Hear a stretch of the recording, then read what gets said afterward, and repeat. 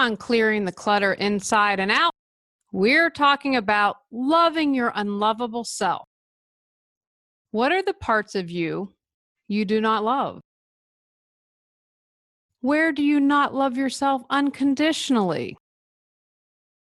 What is your unlovable dragon within like, and how can you learn to slay him or her? Learn tips to discover how to love your unlovable self as we wrap up our month focusing on love.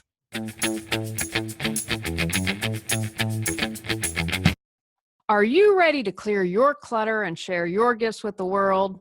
I teach you how to navigate the waters to declutter your life, get organized, and become more mindful. Every episode, I'll give you take action steps that you can easily apply to your life. Come on, let's get started. I opened up the archives with my interview with Sherry Richards. I had forgotten about this interview. I think it's really wonderful. I have to apologize in advance. From the original recording, there's a slight buzz. I know some people have criticized the podcast. I have okay sound. I do a professional mic. And for those of you with eagle ears, it might be a little bit frustrating. I tried a bunch of different ways to take it out, but I really believe the interview is worth listening to, and I hope you do it. In this interview, Sherry talks about loving your unlovable self and her book, Dancing with Your Dragon. I read the book and found it really beneficial. Enjoy! Sherry Richards is an author, speaker, and hypnotherapist with a background in communication and performing arts. In addition to her part-time work as a filmmaker and musician, she spent 30 years in radio and television as a journalist and talk show host.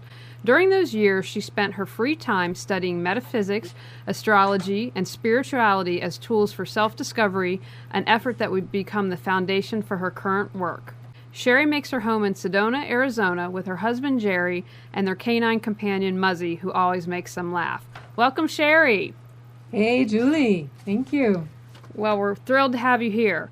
So, your book is Dancing with the Dragon. Can you define the dragon for us? What exactly are you talking about when you say dragon?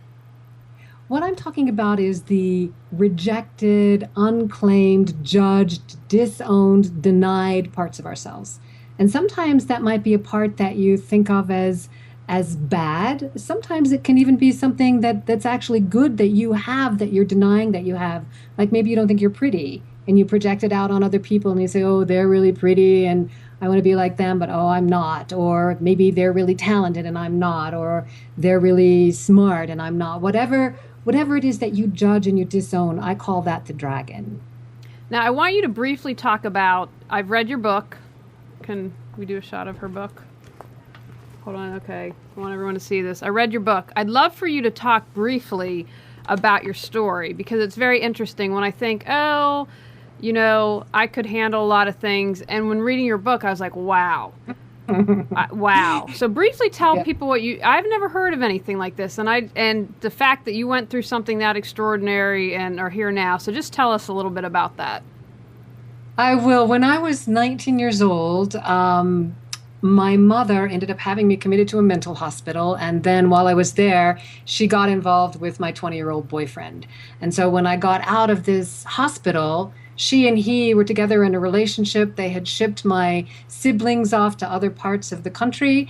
And so the first thing that happened is I ended up getting in a car with the two of them while they were in the front seat, cooing and loveboarding and just having all this good stuff with each other. And I was in the seat behind them going, oh my God, what's happening? And it was just the most horrendous, awful, traumatizing experience I could ever imagine. My mother later, this relationship lasted a couple of years, her and the guy, and then he disappeared and she went off to India and became a spiritual teacher. And many years down the road, she ended up in Sedona where I was living, started a mystery school. And in her mystery school, I spent 10 years and learned a lot of techniques that helped me heal this pain that was actually the result of my experience with her in my younger years as a teenager, and was quite profound. I believe this was all a setup.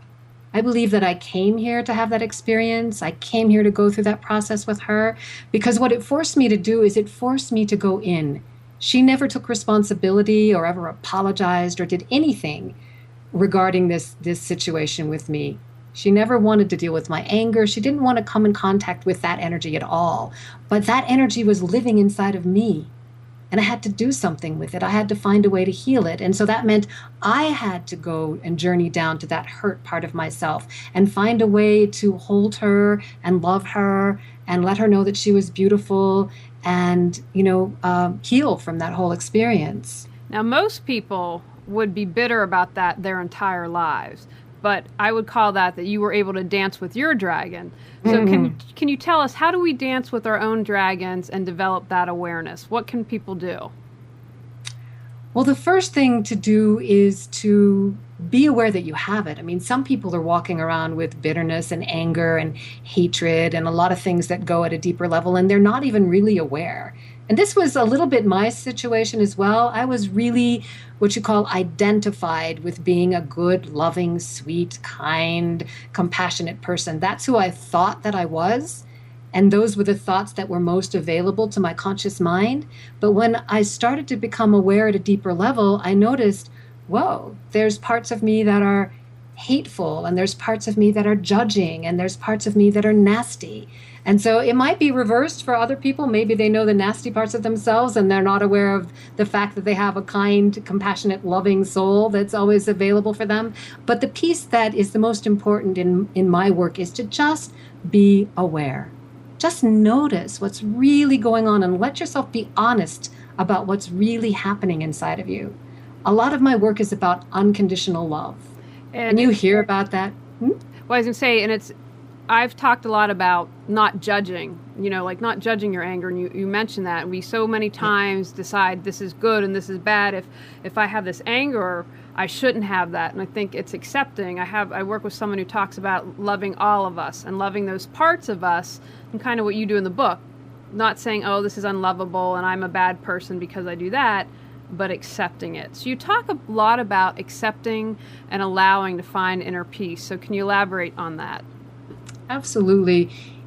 When you have these various aspects, and we all do, to try to fight with them just creates difficulties. I liken it in my book to a partner dance. Everybody's into Dancing with the Stars these days, and partner dancing is this really hot thing. And it was actually one of my favorite sports as a young person, and still I love partner dancing, so I know a lot about it. And there's two positions when you partner dance. There's the leading and the following. Usually males are leading and females are following, but you can switch back and forth. And so when you're partner dancing, it's important to just simply know which position you're in and to follow along with it. And so if you're not following along, if you're in a fight, then the dance looks like a fight.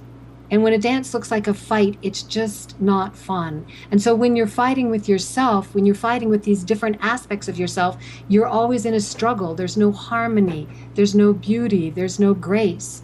So what you want to do is just learn to allow.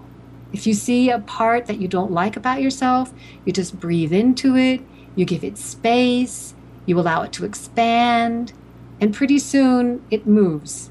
It'll change. And then maybe a thought comes again. What I have found in my work is that our feeling bodies are very responsive to our minds. So when you think, I'm ugly, there's some part that's immediately going to go, oh, I'm ugly. It's like this little kid inside that cringes, just like if you told your own child that your child was ugly. They're gonna cringe up and become unhappy and contract. And that's what happens inside each of us in response to our own thoughts. Of course, it happens in response to other people if they say something nasty too. But if you can learn to not do it inside yourself, you'll never have to react to anybody outside of you. You'll be free. I love that, and I think that's so true. And I want to remind everyone, if you have a question for Sherry, I'm monitoring chat and happy to ask your question. You can also call 919-518-9773 if you're in the Triangle area, or we know we have listeners across the country. Skype in at Computers 2K Voice. Now, Sherry, why do so many of us, do you think, because you work with people on this, keep our dragon locked inside? And what would you suggest as a first safe step that someone could do in dealing with their dragon? A lot of people are afraid of those energies, these energies inside. For me personally, it was anger It can be different types of energy depending on who you are. So this is very stereotypical, but women tend to repress and judge their anger, and men often repress and judge their more vulnerable, soft parts. So what the first step, and this is the first step in almost everything that I talk about, is just to notice, just be aware. I have something that I call the dragonometer. And all it is a little device that I created. You can imagine in your own head what it's like. But what it is, it's a tool for becoming conscious of what's happening inside your mind. What is your thought process? So as you are engaging your dragonometer, you simply notice. What are you thinking? What's happening in there? Notice right now. Just stop and notice. Are you judging what I'm saying? Are you judging something that Julie's saying? Are you judging your own response? Do you have thought patterns going on while you're listening? Is there something that is that's happening underneath the surface, like an analyst, or are you simply just taking information in? If whatever you're doing, it doesn't matter. Just notice what you are doing. That's how you begin to expand your awareness. I remember when I was like 20 years old, as I first began to be a meditator and explore all these things, one day I was standing in my apartment hallway, and all of a sudden I noticed a little thought peek into my head, and then it went away. And I pushed it away. I pushed the thought away, and I'm like, wow, there's a thought that's in there, and I was unwilling to think it. I didn't want to know what it was. That fascinated me, that there were things going on inside of my psyche that I was unwilling to be conscious of. So there's a huge possibility for awareness within our beingness. And if you just allow yourself to start to notice what's going on. Now, I also have a tool that is in my book that I call the emotional alarm clock, and it's very much connected with the dragonometer, which I'll get back to a little bit in a minute.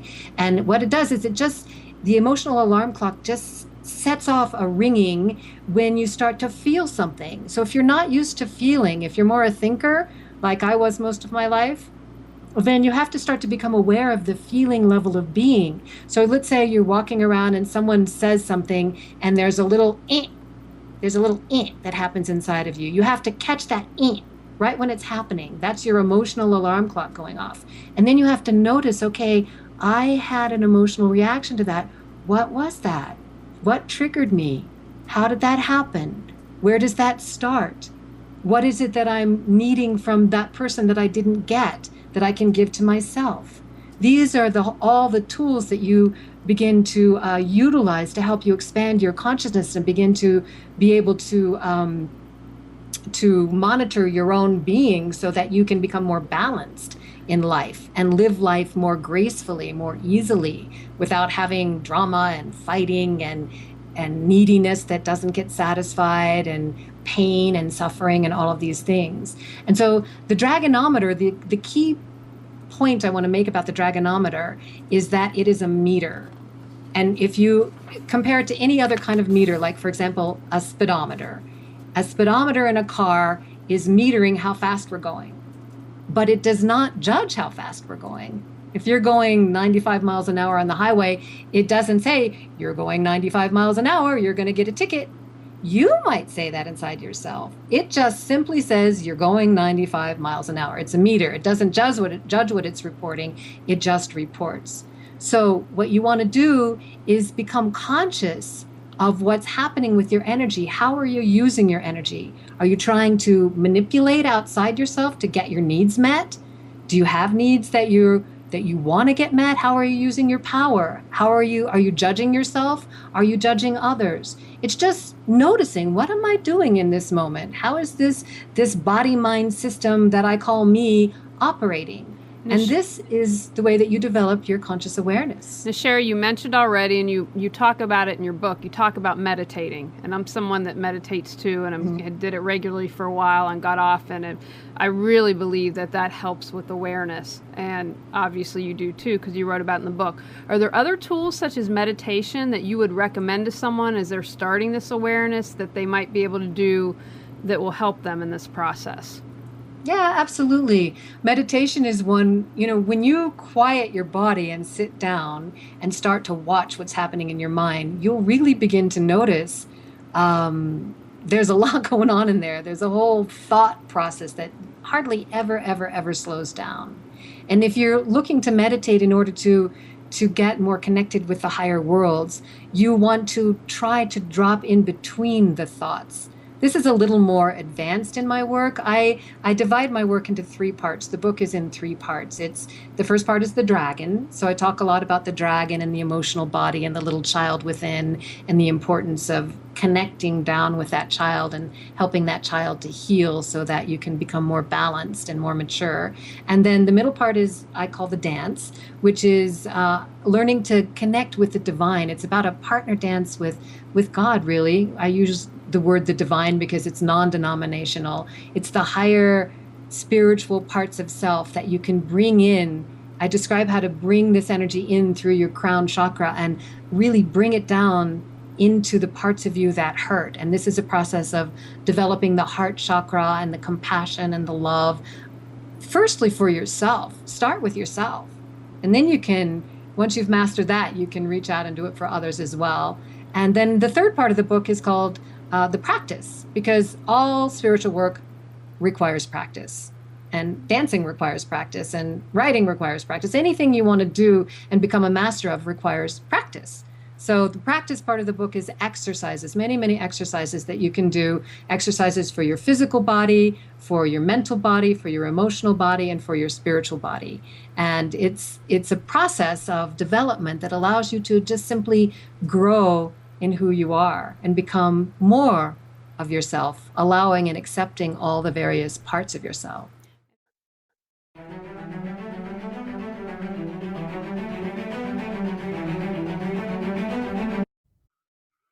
Are you anxious? Do you feel exhausted? Are you constantly stressed out? Do you feel like you are losing your mind?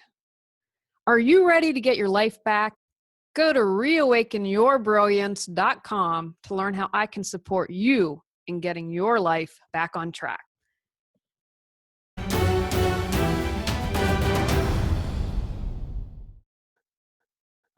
And what I appreciated most, because I did read the book, is they were practical things. You know, you don't have to go off to Tibet and meditate for a year. You know, that's great if you can do that, but most of us live crazy busy lives, and that's not an option. But these are things that people can do in the morning, in the afternoon. They have a 15-minute break, so they're easily accessible. And I'd love for you now to talk a little bit about archetypes and how they relate to pain.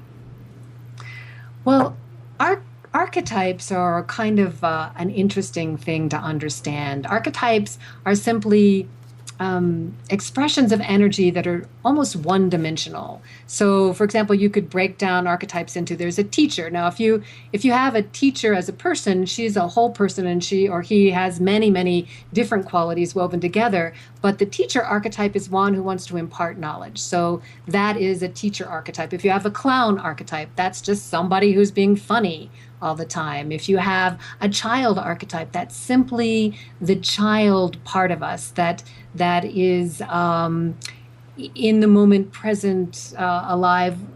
Would be a playful child, or a wounded child would be the part of us that's hurt and in pain. So it's a one-dimensional type of an expression. And you can see it with actors too. Sometimes actors are cast one-dimensionally. They're always playing like Marilyn Monroe pretty much played the sex pot. That was her archetype, that she embodied this sexual divine goddess. You didn't see her playing a schoolmarm. It wasn't part of what she was able to access. A really amazing actress like Meryl Streep, can do anything. She transforms in front of your eyes. So that's an understanding of archetypes. Now, what happens is, if you get identified with being a particular archetype, like you feel like you always have to be the clown, for example, and because maybe when you were young, you got a lot of attention for being the clown, and people laughed and you felt loved, and so now you feel like you always have to be that, that can cause pain. That can cause you to suffer.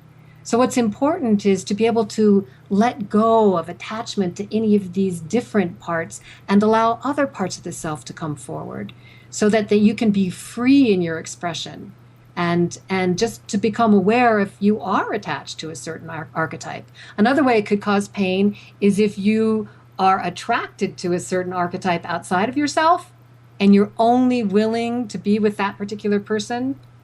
or a person who expresses that particular character. Sometimes that works great, but sometimes maybe that's not the type of person you're meant to have in this lifetime. Maybe that's what you're meant to be with in your inner world, that type of archetype, but not in your outer world.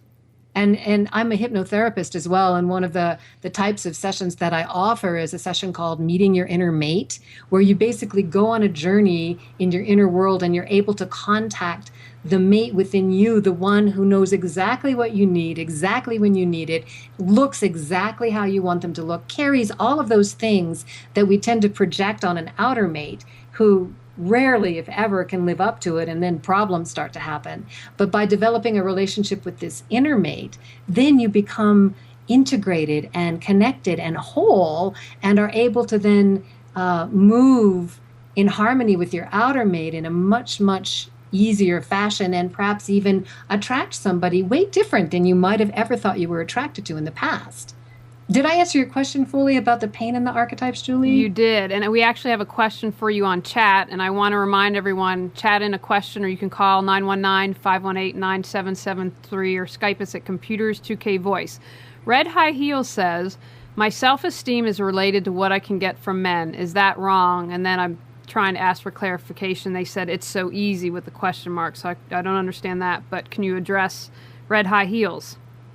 Probably, even guessing from your name, I would guess that you have the archetype of, Marilyn, that you carry this sexuality and you have that particular power. I would call that a power because I translate archetypes to power. And so you're easily able to use that to attract energy. It's not that it's wrong, but it will disempower you in the end because you become dependent on them in the outer world to get it. And you can get it right now, but what would happen, God forbid, if you had some accident and something got disfigured, or as you get older, as we all do, you become then dependent on something from the outer world that can cause you a lot of pain and suffering if you don't get it. So what you really want to do is know you have that power, yay you, and then just be able to stand in it, but to find a way to get your needs met, the need for attention, the need for love, the need for self-acceptance and self-esteem. That's an energetic that you can actually learn to draw in from your higher self or from this inner mate process, if you connect with an inner mate in your inner world, and learn to be able to give that little girl inside, because bottom line, it's a little girl inside that needs to know that she's loved, to help her understand that from the inside. And then you're still going to have your sexuality and your beauty, and men will still be attracted to you, but it won't be the little girl dragon part of you manipulating or using that in order to feel good. It will be simply a gift or a power that you carry, that you radiate into the world and that other people can appreciate, but not something that you need in order to feel good about yourself. Does that make sense? We'll see. Red High Heels, let us know. But you brought up an interesting point that I'd like you to expand on. Why do you think so many of us look outside of ourselves for value and define who we are? Why do you think that happens? I think we're brought up that way in a way. We're used to, as young people, we're used to looking toward our parents. Did we do that right? Are we acceptable? We look to our peers, we look to society, and it's just we kind of the way that I explain it, and I talk about this some in my book, we have needs. We're material beings, and as material beings, we have needs. We have needs for food, we have needs for love, we have needs for respect, we have all these different needs. And so when you really want to become an empowered person, to become an individual, the only way you can become a unique being is to not fear that you'll lose what you need from the outer world if you don't conform. So in other words, you have to be able to trust that you can empower yourself, receive your guidance from the divine, and trust what that guidance is, and stand up and say no if something's not right, or have the courage to express something totally unique and different in the way that you dress, or the way you present yourself, or what you say, something that comes from you, something that's a self-expression. And what I find, if you do that and you do it from a place of heart, you do it from a place of caring about yourself and about the other, you're going to create a harmonious, vibrant, amazing kind of of way to move through life that will be really, really exciting. But if there's a fear that if I don't conform or if I don't get the approval, that then I'm going to lose this thing that I so greatly desire from the outer world, that fear can cause so much suffering because you cannot control somebody out there. And this was a huge problem for me. That's one of the reasons I wrote the book, to just bring in astrology just briefly. I'm an astrologer also. I have a Capricorn moon, and anyone with Capricorn in their chart or heavy Saturn in their chart is likely to have this really strong, this need for approval from the outside. And often you don't even see the approval that you get. You want the approval from the person that doesn't see you, right? The one that doesn't give you the approval. So it's like, oh, if only that person approved of me. If only the New York Times reviewed my book and said it was great, then I could be happy, right? And that is this terrible trap because they may never. And so now the New York Times or that guy down the street or your dad or whoever it is has the power for you to suffer your whole life waiting for them to say you're okay. You're okay right now. And if you learn to tune in to this divine realm, the divine will shower you with the knowledge that you're okay every moment. And that's what I've come to learn to depend on. If I get frightened in my little emotional body, I just learn to tune into the divine and feel that shower. It comes down through the crown chakra. And it's just like, yeah, everything's beautiful right now. Everything is lovely. It always is okay. Even whatever's going on out there, all the tragedies, all the problems with money, all the love things, in the moment, there's still this connection with the divine that brings this amazing, lovely, juicy, yummy, wonderful love energy. And it's always there 24/7. It never goes away. We go away, but it doesn't. I want you to talk about now about negatively judging power, because I'd say especially in our country right now, a lot of people are understandably so pissed off at the powers that be. So I want you to talk about that and also the natural flow of power, because you touched about that in your book. You're going to have to reframe or explain your question a little more about negatively judging power as it relates to politics and whatnot. Well, you don't have to relate it to politics. How my original question was talk about negatively judging power and the good and bad of archetypes. So I'd put that together as a question. But, my understanding is, you talked about negatively judging power. Because, is there a way to positively judge it? And you talk later about the natural flow of power. Power is just power. So power is neither good nor bad. And the way I like to use an example for that is to talk about electricity. So let's say you go and you flip on your light switch and your light comes on and you have electricity, you turn on your computer. Wow, that is really great. That's a wonderful, wonderful power. But now let's say you have a short in your electrical wiring in your house and your house burns down. Wow, that's really a terrible power, electricity. The power itself was neither good nor bad. It's just electricity. It's how we use it that determines its helpfulness or its harmfulness in the world. So power, I often define power. If you have a lot of power, it usually means you have something that other people want. That's what gives you power. So politicians have power because they have the power to affect things, to change laws, to help people's businesses, to help people personally. They have power. And they and all of us have to be incredibly conscious as to how we use our power when we do have it. Are we using it to manipulate? Are we using it to try to get our needs met? For example, with red high heels, I'm not sure if I exactly answered her question, but for anyone who's using their sexuality to manipulate in order to get attention or something like that, that's a misuse of power. Let's say you're really, really intelligent and you are able in a group situation to make a smart remark that puts someone else down and gets you a laugh. Well, I would call that a misuse of power. It's a way to get attention, but you're getting attention at the expense of someone else. You're getting your needs met when you're not with your sexuality. And I did this when I was young too. I had to learn this, to properly use my sexuality, to not, vibe it around people if I was not ever planning on having a relationship with them, to lead them along in order to get my personal needs met because my little girl felt lonely or or sad or not pretty or whatever it was. This requires real honesty to to open up and say, whoa, I'm actually doing that. That's part of my dragon. I'm doing that. And to not judge yourself for it, just to say, wow, okay, I'm doing that. And I'm okay. And I can make a choice that I'm going to do something differently. Okay, Does that? yeah, I think that sounds good. We have a question I want to get to from Johnny Red, and I want to remind you if you have a question on chat, happy to ask it, or call 919-518-9773 or Skype us at Computers2K Voice. Johnny Red would like to know, what do you mean by crown chakra and juicy energy? Sounds a little weird. They don't understand. Okay.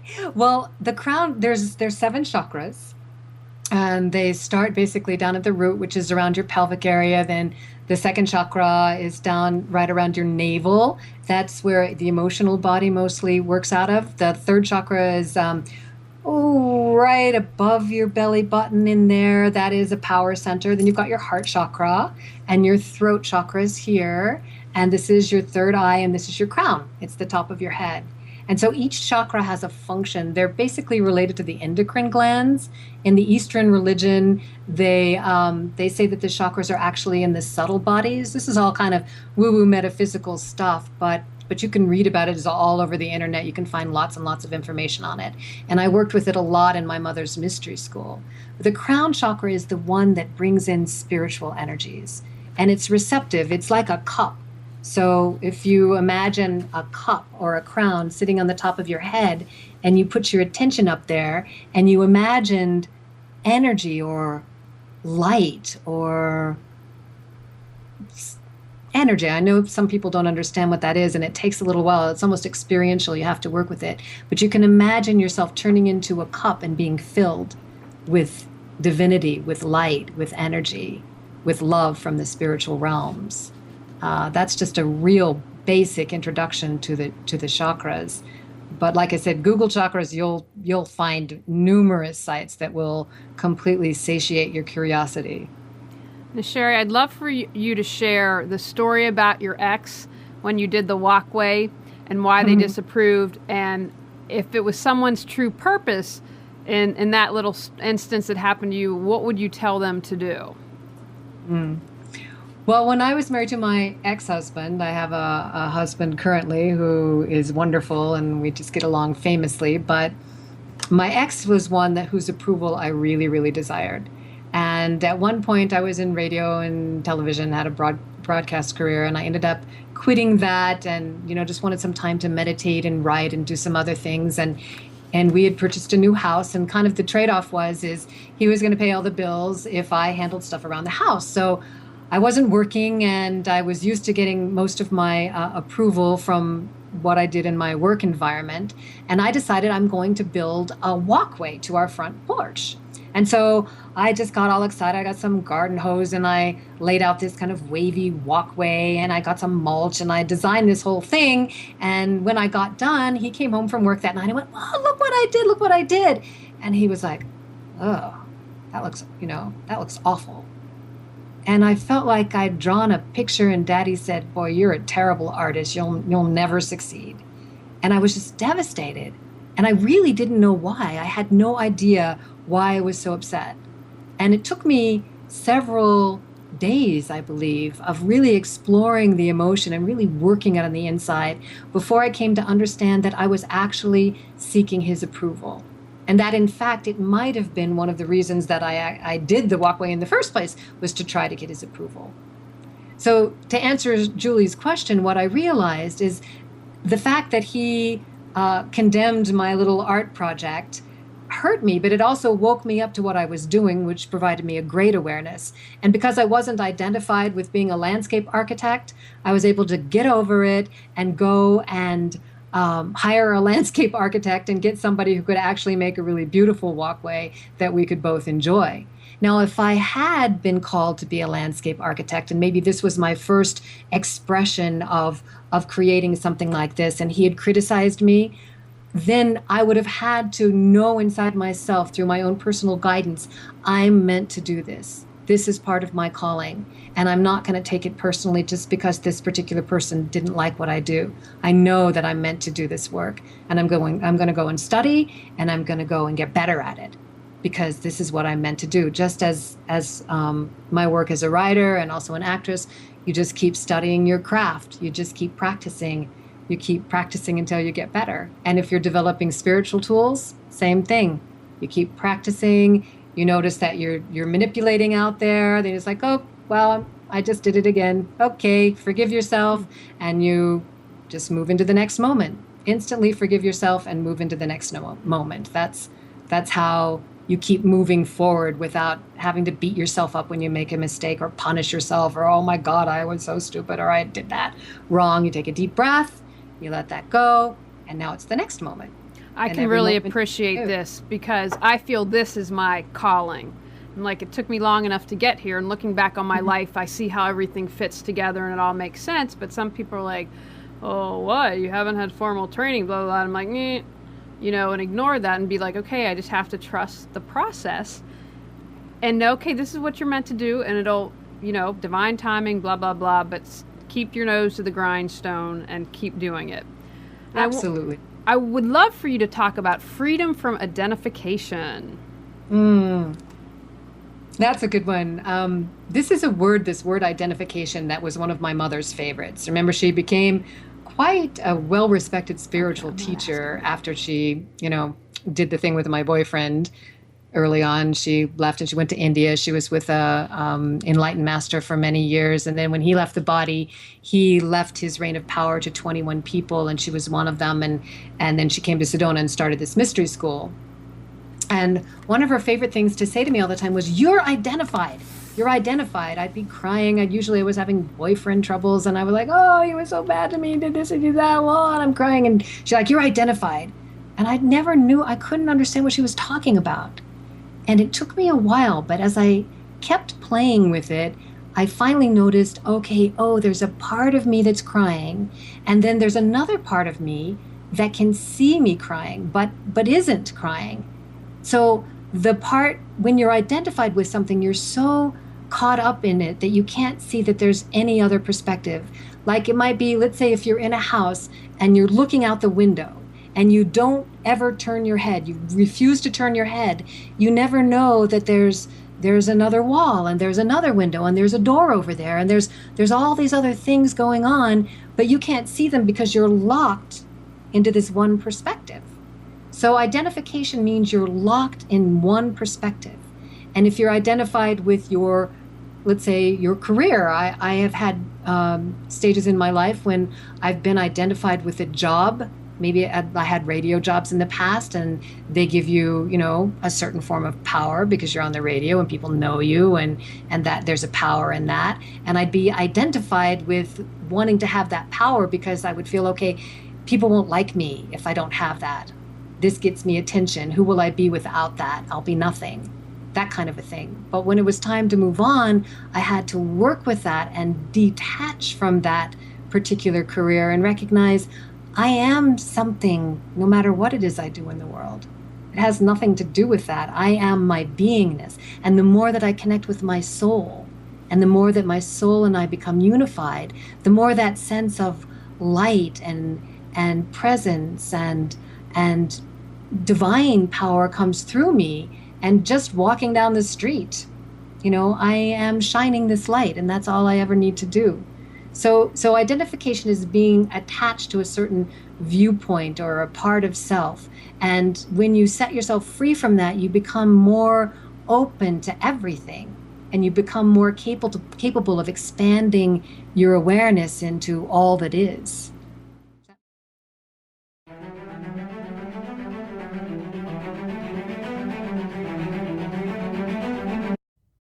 Are you tired of losing money because you aren't organized? Do you show up late because you can't find your keys to quickly get out of the house? Are you living life overwhelmed because you can't easily find what you need when you need it? Would you like to have peace of mind? Go to reawakenyourbrilliance.com to learn how I can support you.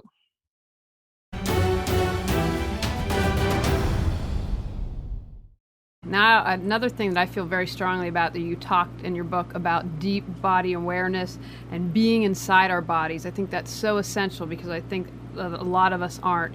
So besides grounding, or in addition to grounding, what can people do? And I'd like you to talk about that, about body awareness and being inside our bodies, and then maybe make some suggestions on what people can do to accomplish that. This is also a process of awareness. And remember, in my book, I talk about that we have four bodies. Many different traditions break it down into a lot of different ways. But I found the simplest way to understand this metaphysical experience of being a human on planet Earth is to understand there are four bodies. So the physical body, and then the emotional body, the mental body, which is related to the mind, and then the spiritual body. And the physical body is on the earth plane housing all of the rest of us. So in order to become more aware of the body, it's a process of dropping your attention down into your body. We're a society that tends to live in our heads. We're kind of trained through school. We start thinking, we start studying, we start analyzing. We're very mentally oriented. We've got televisions on and radios on and books and information overload, and we forget the body. One of the best ways to get into your body is take a deep breath. Really just breathe down into your body. Feel the breath come in through your nose and drop down into your lungs. See if you can get it all the way down into your belly. Notice how that feels. It's just like enjoying food even. If you take a bite, do you really put it in your mouth and really taste it? Let those little molecules of sensation have an explosion in your mouth. Really be present. This is what they say, what they mean when they talk about being present. Being present on the physical plane is a way to really get down here into your body. When you're walking, stop and notice. Feel your foot. Each time you place it on the ground in front of you, notice that connection.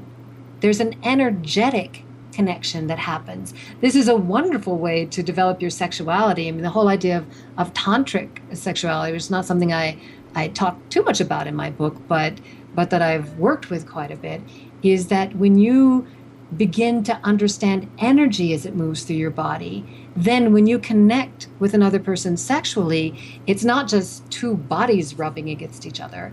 It's two energies that can move in and outside of each other. So you're not limited to, you can merge beyond the physical skin. You can actually have each other's energies dancing and moving inside of each other. And this is incredibly magical and powerful. And you can do that with another human, but also when you're working with developing your spirituality, in an essence, you're having magical, energetic experiences with the divine realms too, which are quite divine. This is the best word to use to describe it. And so when you're washing the dishes, for example, or doing anything that doesn't require you to use your mind and to focus your mind, do the thing that you can do on automatic, like wash the dishes, and drop your attention in. Notice, am I tightening my rear end muscles? Am I tense? How am I holding my shoulders? Where are they? Where's my head? What's happening with my hands? Are my feet tight? Whenever there's tension in the body, that delicious energy that I'm talking about, it gets blocked. It's like if you took a garden hose and you twisted it and it got a knot in it, then the water can't move. And energy moving through your body works just the same. Every place that there's tension, the energy gets blocked. So you practice relaxing. Relaxing and meditation are almost synonymous with one another. The first thing that you do when you meditate is you go through, or at least in my teaching of meditation, is you go through and you relax every part of your body, starting with your feet, moving on up. And as the body relaxes, the emotions relax, the mind relaxes, and the awareness expands. So just the first step to developing body awareness is to just try it. Do it. Take the time to explore what's going on down there, what's happening down there. We have a couple. Go ahead. One of the metaphors I use in my book is the metaphor of an apartment building. And so if you just imagine that your body is an apartment building and your Your thoughts are the male tenants, and your feelings are the female tenants. And then your conscious awareness is like the superintendent. And it's the superintendent's job to get in the elevator, which runs right down through the center of your body. This is actually a channel that they teach in the Kabbalah. We'll just call it the central channel down the center of your body. The superintendent gets in there and he pushes the elevator button down and he just goes down. You just imagine yourself taking an elevator down inside your body, and then he gets off on all the different floors and he just looks around. Oh, what's going on down there in my heart? What's going on down there in my belly? Oh, there's a little wiggly, woo, that feels weird. Oh, my butt muscles are all tight. Wow, I can feel my thighs are clenched. Ooh, and then you just say, thighs, relax.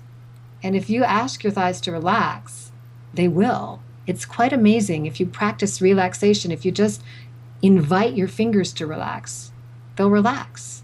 Invite your toes to relax, they'll relax. And you just have to practice this. And the more you practice it, the better you get at it. And then pretty soon you can just be walking in the world and notice, oh, I'm a little bit tense. Shake it off a little bit, take a deep breath. Okay, now I'm relaxed again. We've got a couple questions for you on chat, and I'll do Johnny Red's first because you were just talking. Sounds interesting and can't hurt, but I work for IBM and can't see me doing all this at work. Do you have something for us in the corporate world? Do it more internally. I mean, you can notice while you're sitting in your chair whether your body is tight or not, right? You're just sitting there, you're looking at your computer, and no one else can tell what you're doing inside your body or what you're thinking like that. So just notice while you're sitting at your computer. Start with your feet. Notice, are my feet tensed? Are my toes curled in? Are my feet flat on the ground? Am I sitting up straight in my chair? Notice if you're holding, like I've been saying, your butt muscles tightly. Practice breathing. You can, while you're sitting at your computer, take a deep breath. Just let it out with a sigh. No one's going to pay too much attention to that. Those kinds of things. Do it internally. Meditation happens very quietly. I like shaking around and jumping around and dancing and all of this kind of stuff. That's wild. You can do that at home. But these other kinds of things you can do it while you're standing in the grocery line. You can just become aware of what's happening inside of you. Where am I? Not just in my mind. Where is my body? What am I feeling? What's going on down there? Am I having a reaction? Am I having a need? Am I doing this report and all the while that I'm doing it thinking, okay, I want my boss to really give me a raise. I want my boss to tell me how great it is. I really need my boss to tell me how wonderful it is. And then you finish the report and the boss doesn't notice it. They just take it and pass it on to whoever it needs to go. They don't say thank you. They don't say you did a great job. They don't give you anything and you're devastated by it. That's something that needs to be addressed then because you're giving your power to the boss. You're no longer holding or containing your power inside of you. You've given all of your ability to feel good out there to this person. And if they don't recognize you, you're deflated. And that is a real uncomfortable place to be. It's so disempowering. So the more you can learn to just say to yourself, wow, I did a really great report. And if the boss likes it, great. And if he doesn't say anything, you know what? I'm really proud of myself that I did this great report. And I know it's great. And you do know when you do something good, chances are you know it yourself. And you can tell your little kid inside, hey, little Sherry, you did really good, and pat her on the head because that's what she wants. So I write a lot about working with the little child within because they are really a huge key to the emotional body.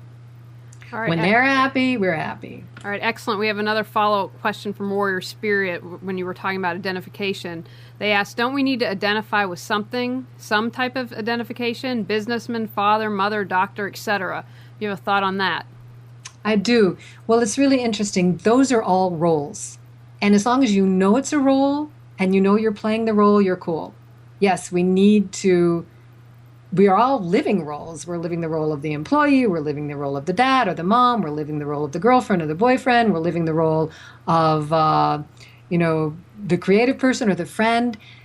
When you're identified with it, that means if you don't get recognized for the role or you don't get treated properly in it or you don't get the opportunity to play it, then you suffer.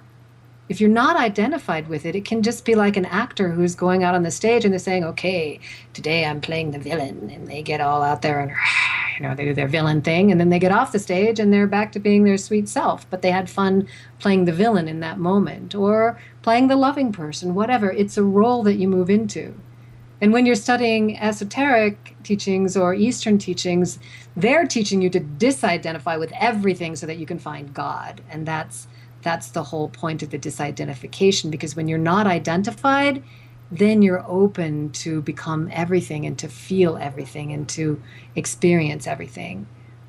So it's just about, again, awareness. I speak about it over and over and over again. It's like if you are aware, if you know what's happening, then you have choice. Then you can choose to do this or choose to do that.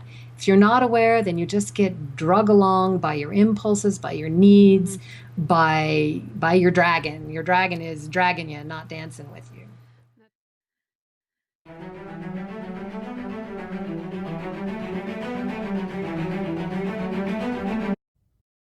Do you keep saying someday you'll declutter? Someday you'll get organized, or someday you'll pursue your dreams, but someday hasn't come? Learn how I can support you in creating the life you desire at reawakenyourbrilliance.com.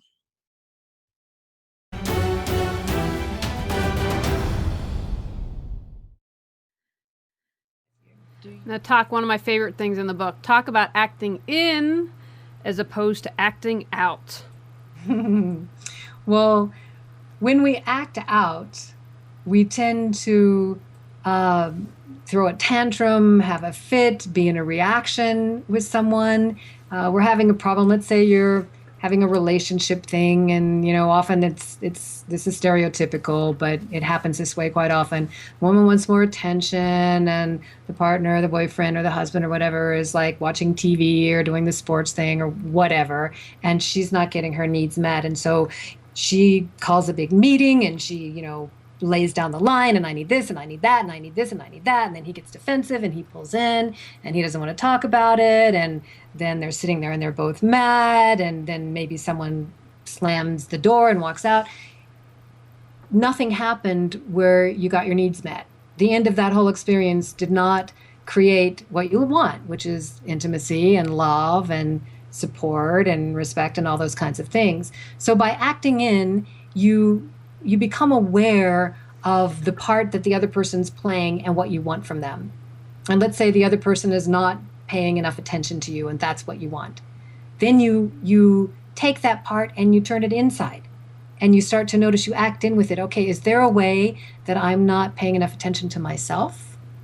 What could I give myself to make myself more happy? I need to go out and go to the movies and he wants to watch the football game. Can I take myself out to the movies? Can I get a friend to go with me to the movies? How can I take care of my own need? And the more you can take care of your own need, the more empowered you are, and the more possibility there is that the person who you're in relationship with will be more available to you to naturally meet the need without your having to ask. Because when you're blaming them and saying you're not doing it right, they get defensive. That's just what happens. They get defensive and you get defensive, and then you just have a stalemate. You have a fight. And that's not what we want. We want intimacy. We want love. We want support. So that's what acting in is all about. It's about taking responsibility for your own reaction. Don't try to play it out with the other person outside. Stop, leave the room, notice the reaction you're having. Notice if there's a way that you can fulfill whatever that part wants inside yourself. Take a deep breath. And then when you come back into a state of balance and you're no longer in a reaction, if you want to have a discussion, if you want to say, look, it would make me really, really happy if you went to the movies with me once a week. Do you think you could go to the movies with me once a week? And say, well, I'll think about it. And you say, okay, cool. And then next thing you know, you guys are doing something fun with each other. Let's eat dinner. Okay. Then you can connect. and come back to the moment and not still be in, well, he will never go to the movies with me and he won't do that and she won't do this. And then you're in a fight when there's a possibility of you guys actually being together and having fun. You're there with each other. You want to have fun with each other. You want to be in love with each other. It's just your minds and holding on to these old things that makes you not be able to be in the love and have the experience. And this does work. I totally changed my relationships with people by learning to take care of my own needs inside. So much more freedom and so much more love and so much more possibility in my life than I used to have. So I'm not talking from book learning. I'm talking from life experience. Well, you practice these things and you will grow. I think that's a fantastic example and one that I'm sure many of us can relate to. Talk about the magic mirror and how that can help us with self-growth and development. So the magic mirror is a wonderful tool. I had another friend who I was talking with about the magic mirror, and he said, "Oh, I call that if you spot it, you got it." And I thought that was a really great way of putting it as well. But what it means is that when you're looking out into the world and you see something out there that you don't like and you can't tolerate, chances are that means you have it and you can't tolerate it in yourself. So, for example, let's say you're looking out in the world and you see somebody that's arrogant. And when you see that arrogant person, it just goes, oh, you say, I can't stand them. They're so arrogant. Oh, they just disgust me. And you have that kind of reaction. That means that somewhere inside of you is this arrogant part. Now, maybe you're not acting out on it. Maybe you've got it really buried, but maybe it wants to brag about itself, or maybe it does. What the magic mirror means is that if you have that reaction, that means you're intolerant of that energy. Because someone else can look out in the world and say, oh, look at that person, they're arrogant. And you see what it is. Oh, look at there's a robin, there's a duck, that's a car driving down the street. It's not like, oh, that's a car driving, oh, there's a duck, oh, there's a robin. It's just an acceptance of there that thing is. If there's an to it, that means that you're intolerant of that thing inside of you. So what you do, the magic mirror, the exercise that I've devised to help you work the magic mirror in the world is simply this. Notice the thing that you're reacting to outside of yourself. Notice the person. And then just give them a description in like 3 words. Let's say arrogant hooligan. We'll say those two words. We're going to describe this particular person we've been talking about. And then you just close your eyes and you scan your body. And what I mean by that is you just notice inside, and you look for arrogant hooligan inside yourself, arrogant hooligan. And you just keep feeling up and down until you just find a place that kind of goes ding, ding, ding, ding, ding. That's kind of where that particular energy may live inside of you. Maybe you notice it more in your head, maybe it's in your belly, wherever you notice it. And then the only thing you do once you find it is you just let it be. You just allow it to be exactly as it is. You breathe into it. You accept it. And when you can accept it in yourself, you'll find you can accept it in the other out there as well. They may still be arrogant, but it's not going to bother you anymore. Or maybe you have a mean boss that's criticizing you all the time. If you do, look inside for the part inside of you that's being mean to you. Do you have an inner boss that's criticizing you all the time? And as soon as you recognize that, allow it. Not identify with it, not encourage it, just allow it. Give it space. It'll start to transform, and then you'll notice things in the outer world will change. Maybe the mean boss will disappear, or you just won't be bothered by the boss anymore, or you'll get a new job, or he'll get a new job, or you see the arrogant person and you just go, oh, so-and-so's being really arrogant. Isn't that funny? That happened with me, and the boss left. See, got a new job. I totally believe in what you're talking about, and I just changed my attitude, and he was someone that was highly critical of me, and we had a very contentious relationship, and I was like, he would... I was a writer, and so he would red pen everything, and I'd be steaming mad, and then I'd be like, oh, hey, fantastic, great, thanks for the feedback, and I completely switched how I was. And I kid you not, like a week later, he announced he was leaving and got a new job. So that's very good manifestation. I wish other things would happen a little more quickly. That was a rarity. But we've got a question for you related to this from Warrior Spirit. And I think there's time you use the example of arrogance. Do you think you could have had it in a past life, or does it apply only to this lifetime? That you might have been arrogant in a past life? No, I think that's totally possible. And you might have been so arrogant and disgusted with yourself from the past life that this life you decided you would never, ever, ever, ever be arrogant. And so you're so disgusted from the previous life that then you judge it in yourself and you judge it in other people. And so... Okay, fantastic. And Tickle Me Crazy wants to know, what's the name of your mother's school? Is it still around? Was it based on the Berkeley Psychic Institute? Not based on the Berkeley Psychic Institute, although I think one of the teachers there did study at the Berkeley Psychic Institute. And it is around, but it's not open. It's not open to the public. Okay. So, all right. Well, that'll answer Tickle Me Crazy. And I'm not in it anymore either. It continues. I haven't been in it for about 7-8 years. Okay. Now, Sherry, I have a couple questions I'd like to ask all guests. First of all, there's someone listening. Maybe they just found, their best friend is now dating their ex-boyfriend or something, and they're kind of in that moment, or something tragic. They're not developed. They can't even see straight. So what advice would you give to someone who's struggling right now? My best advice would be to just put your hands on your heart and breathe into your heart. And just allow whatever you're feeling to be there. This whole unconditional love piece that I was talking about earlier, when you start breathing into your heart and just allowing whatever is, allow the feelings of anger, allow the sadness, allow all of those things, but allow it from a place of the heart. That expands your consciousness, and that starts to give space. And through space, you start to be able to tap into the higher parts of yourself that will guide you and help you. Maybe lead you to someone who can help you more. Maybe give you a message that you can hear, or that you can feel, or that you can see. Start to allow. Contact the part of you that's hurting and just connect with that little part and let them know that you love them, that you're there for them.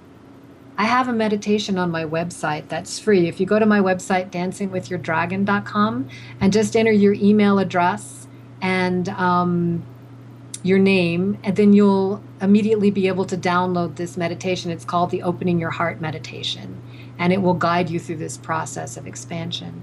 The other piece is if you can allow yourself to not judge yourself, to find a way to, when you become aware of these thoughts that are and telling you how bad and you're not good enough. Usually if there's a breakup with somebody and you're suffering, it's because somehow their leaving you means that you're not okay. And you can come to believe that, because listen, a breakup is painful. Give yourself permission to be in pain for a little while. I would say that if you just went, oh yeah, I broke up with them and I don't feel anything, I'm detached and enlightened and I can just move on, I would say chances are you're in denial. I would think that from a human perspective, when you break up with someone or someone dies or you lose someone, you're going to be in pain for a little while. Give yourself permission to grieve. But don't get caught in it. Don't just grieve and reinvent the scenes in your mind over and over. Grieve deeply, authentically, loudly, and then try to let it go. Excellent. And you kind of touched on a couple things, but the whole purpose and reason I do this show is to change people's lives. I want them to not be the walking wounded anymore. So you've given us a lot of great information tonight.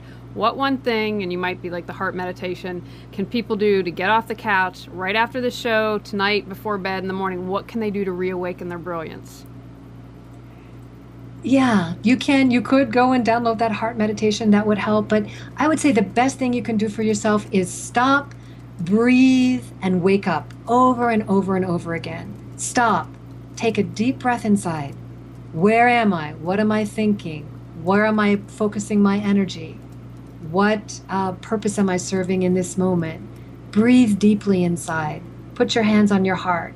Allow yourself to feel your brilliance and to just notice when you're judging yourself. If you can find a way to stop that. I have a wonderful meditation in my book called Connecting with the Divine Hum, which allows you to start to listen through the auditory channel. Instead of listening to that judge who's telling you how rotten you are, you listen to the hum of the divine, which you can hear in the middle of your head. If you stop and just notice, it's like the sound of silence. And the sound of silence has this frequency that connects you to the higher. And when I was breaking this judge that was so awful in me, that's my favorite technique that I used. I would stop when his voice would go, "You're terrible, you're not smart, you're never going to be successful, you're whatever, blah, blah, blah." I would just tune him out and tune into this hum, and then relaxation, peace. And I would do it over and over and over, and I still do it. So. Excellent. And Sherry, can you tell us if people want to purchase your book, how they can do that? And again, mention your website and about the meditation so they can find out more information about you. Sure. The meditation, or the website rather, is dancingwithyourdragon.com, exactly the way it sounds. Dancingwithyourdragon.com. Take actions. Figure out your dragon. Where are you bitter? Where do you hate? Where do you reject yourself? Create a plan to heal your dragon. Observe how you love yourself conditionally. Research exercises on loving unconditionally and choose exercises that speak to you. Look in the mirror, into your eyes every day and say, "I love you." Commit to loving yourself each day in some way. Next month, we're talking about lifestyles. Go out, clear the clutter to create the life you choose, deserve, and desire. Are you ready to live a more joyful and fulfilling life? Sign up for our newsletter at reawakenyourbrilliance.com and receive a free copy of 10 Steps to Clearing the Clutter Inside and Out. If you enjoyed today's episode, I would love it if you would rate and review the show because it really helps us in the search ranking. See you next Tuesday at 1 o'clock. Remember, when you clear your clutter, you can create the life you desire.